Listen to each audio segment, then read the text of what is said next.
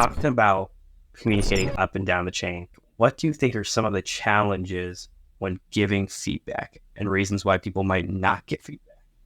So I'll start with like a big number one for me. It's just a lack of trust. Like honestly, like I think back to times where maybe I didn't, speak up about something or didn't bring something up to a particular leader or someone that was, in charge of an organization, unit, team, whatever.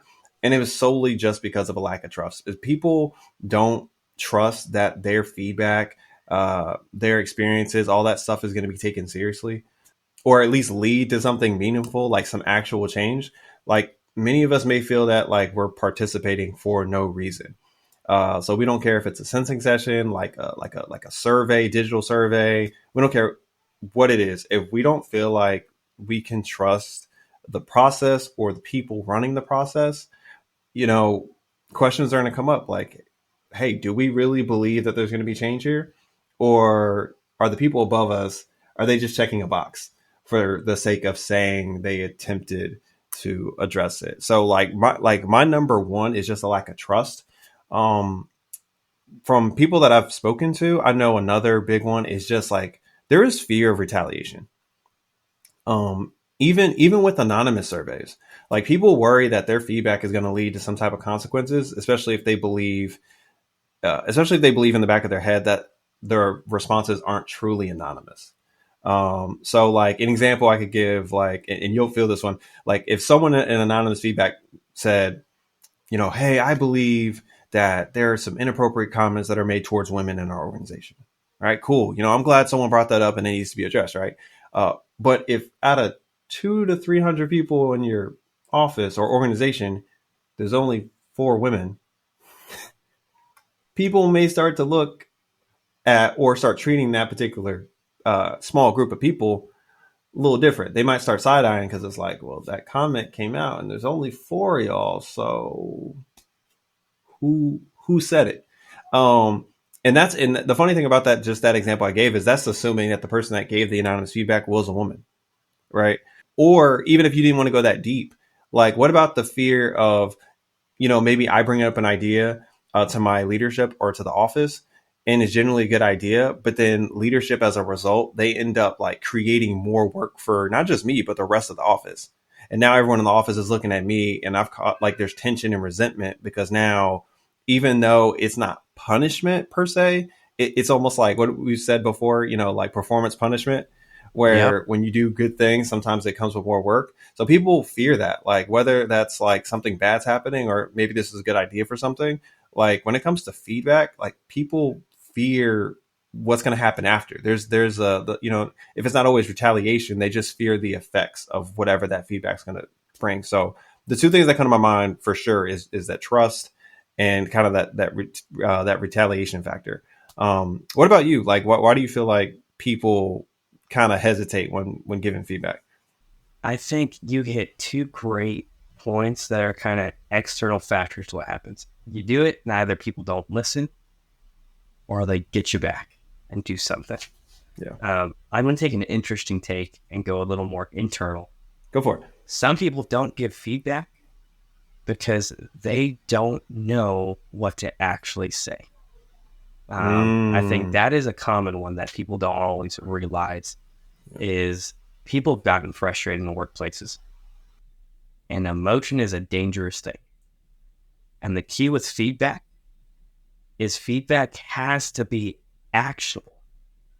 And so they are so frustrated, but they don't know what to give feedback on, or they don't have a solution to propose.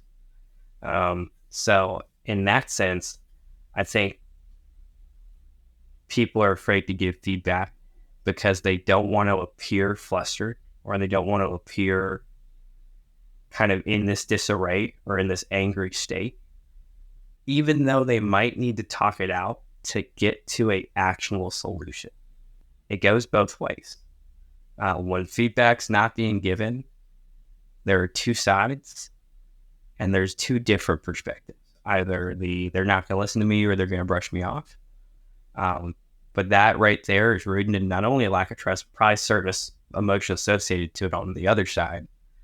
it might be like almost like a maybe they feel unqualified, like to provide that feedback.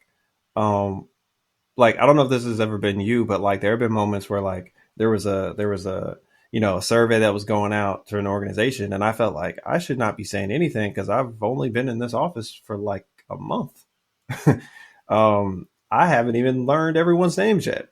I barely know how to walk through this building without getting lost. Like I just started figuring out where my desk is and where the say cafeteria is or the break area is. So the thought of like me giving insight on something that you don't really feel like you have enough authority to speak on or provide anything that's meaningful. I did want to ask you like about one that is kind of a maybe like a oddball one that maybe people don't talk about enough, and that's just survey fatigue. Like, Yeah. man, like frequently people get overwhelmed with surveys and they don't even realize it. And it ends up like just causing you to be disinterested as soon as you hear about them or as soon as like an email comes out that that we want to get feedback, we want to take this survey so we can better our organization, and you understand that it's for like a good cause and you understand the purpose of it, but like just the fatigue of it makes you want to participate less sometimes. And also, we're not just bogged down by like surveys at work. Like we're in a digital age now where basically everyone is poking and prodding us for our thoughts, our opinions, our engagement, all that other stuff. And at some point, man, like you kind of almost want to tap out from that. Like to be honest with you, most of us would rather prefer our leaders give us updates on the last piece of feedback we gave them. Yeah. Like so instead of asking us, like 6 months later, hey, so what more feedback do you guys have? It's like, well, based off the last feedback that we gave, have there been changes? Have there been moves? This and that, and I think that on top of the what has already been done about previous things, on top of just the constant being asked about what needs to be improved, I think that just kind of makes it worse, and it causes people to just want to disengage and disconnect. It almost feels at times that the survey responses highlight a lack of empowerment at the lower levels. Yeah. When at times, some of those responses where folks do provide feedback and are asking for a change could realistically be accomplished by a smaller team, like maybe them and their peers, or maybe it's just one level up versus like the head of an organization, or maybe it's even a lower level that could have done it. And I love going through some of those responses because it'll show you how empowered your organization really feels. And if you're a leader and you can go through the survey and go through all of those responses, and you see a lot of asks or questions or items that in your mind could have been accomplished by those working under you, then you're the problem. Mm. Either you or your predecessor are the problem. Yep. If you're the new boss, and most of this is based on the old guy, you've got some work to do. You've got some serious work to do to change the culture of your organization. And if you're the person that's been there for a while, you need to take a look in the mirror and understand, how are you empowering your folks? What level of risk are you willing to take? And as the leader of the organization, what are you focused on? Because it can tell a lot. Yeah. Matter of fact, as you said that, I just thought of a real simple one. The reason why sometimes people don't provide feedback is because the process of doing it is too complex, and that includes sometimes the questions that are in these surveys. Like if I'm in a survey and a question pops up, it should be clear as day. Like a fourth, fifth grader should be able to understand what this question means. If I am having to question what it's actually asking me, it doesn't help anyone. It doesn't help me, the person taking the feedback, because now I'm having to guess what you mean. But it also doesn't help you because then maybe I'm answering in a way that's not what you were looking for. It wasn't the answer you were actually looking for. So just in a simplistic way, I think just the process of whatever the feedback system is, it needs to just be simplified. Like sometimes things are made complex and they don't need to be complex. Sometimes we just need to have a sensing session, have a few people in a room, and ask the straight questions. Not talk around the issue, not try to, well, guys, just we want to start off by saying you guys are doing great things. You know, you guys are doing. Just rip the band-aid off. Just doing it.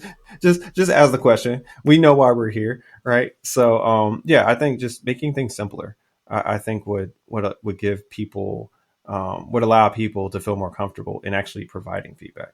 But hey, we want to know what you guys think. Like, hey, as you're watching this, as you're listening to our voice, hey, like, drop it in the comments. What are reasons that you believe people do not provide feedback to their organizations, to their leaders? Do you agree with any of the ones that we've mentioned? Do you disagree with any? Or are there some that we didn't even mention that you feel like you need to bring up?